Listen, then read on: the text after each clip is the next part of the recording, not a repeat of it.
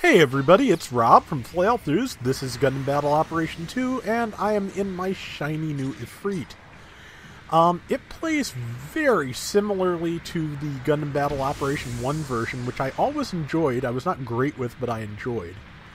It can use, I believe, the MMP-80, the giant bazooka, but it comes with the Kampfer's shotgun. So that's what I'm giving a try, and you saw me use the smoke dispenser. I believe it still does what it did in Battle Operation 1, which is a minor defense buff and temporary stealth. So, use it when you're ready to move in on somebody so that they can't see you on their radar, hopefully. I hit with one of the pellets, but not enough of them to stun there.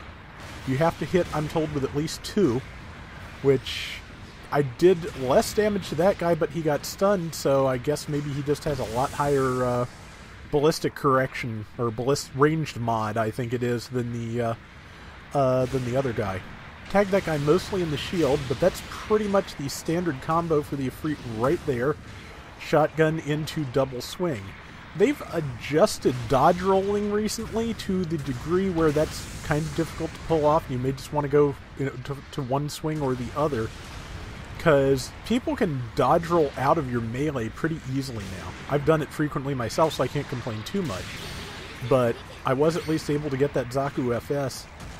The early part of this round goes really well, and it kind of deteriorates from there, pardon me. But, okay, timed that right to keep him stunned, and got the assist because the other person was swinging too. But yeah, the shotgun only has 3 rounds. I'm experimenting with custom part builds for this. Got that guy. Because one of the things you may notice about this, and one of the things that is tripping me up using it, is that it does not have really great thrusters. I'm thinking about, doing a build for thruster capacity, which is possible now. And trying to extend that and use the quick loader, because its two biggest weaknesses with the shotgun especially are the speed at which the shotgun reloads and the speed at which your thrusters recover. Both of those need work to really get the most out of this. I have a feeling with the speed at which these things happen, probably the Kampfer is going to at least have, more thrust. If it's like in the first game, it may just have faster thrust that depletes very quickly, just like this does, because that was the big problem with the Kampfer in the first game.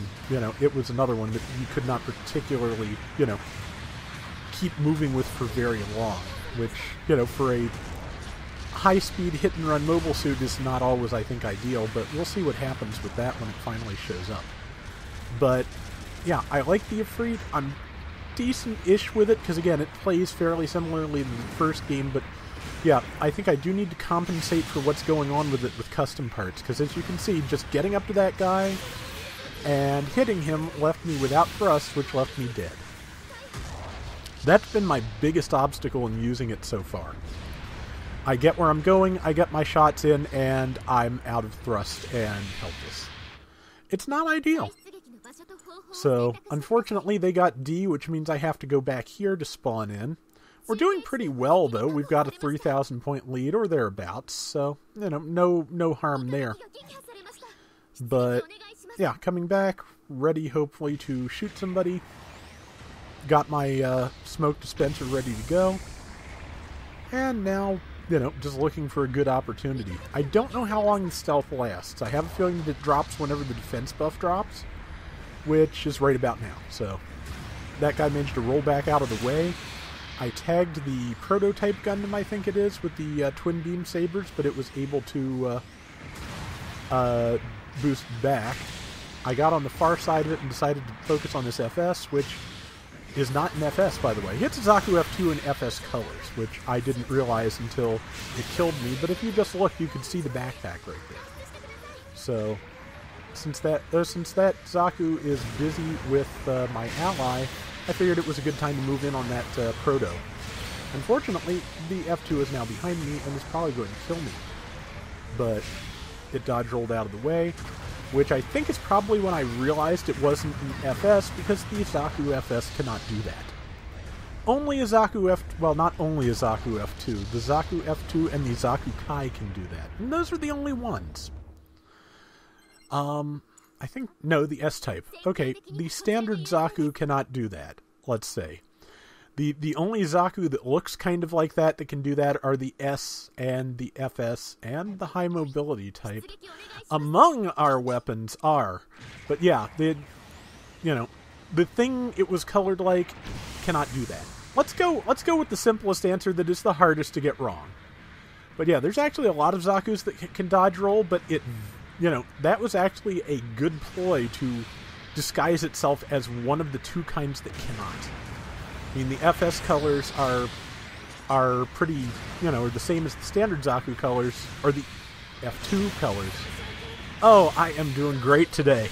But yeah, the F2 colors are close enough to regular Zaku colors that, yeah, that would not be good camouflage. But the FS, that was clever. I cannot really fault that. I was trying to, I think, dodge roll forward. Did not work, but I've got another shotgun, and I did the tackle. And I tried to get my beam and my heat saber ready in time, but there was someone shooting me in the back, and what can you do? But the good news is that the other person who was working on that Proto Gundam got it killed, so that's the important part. The other important part being we've still got an over 5,000 point lead. So yeah, it's a good round. We're doing well. As you can see, I'm kind of faltering with the Efreet at this point. It's easy to overextend in this because you kind of have to be close to make the most of that shotgun. So yeah, it's going to take some practice with this for me, but I think I'm going to try and put it in because I always did like this. I always enjoyed this, and I want to get better with it. And I've had it used against me enough times. I know it is formidable, so I just have to get to where it is formidable for me. With 1 minute left, we've still got a good lead. They've, got good focus on us here. I remember while I was recording this at one point, just, looking back and seeing, like, them having picked off so many people individually and going, we really need to group up here. Did not have a chance to do so. And now our entire team is dead, except for me and one other person, and someone who's capturing that point. Which, nothing wrong with capturing that point, for sure.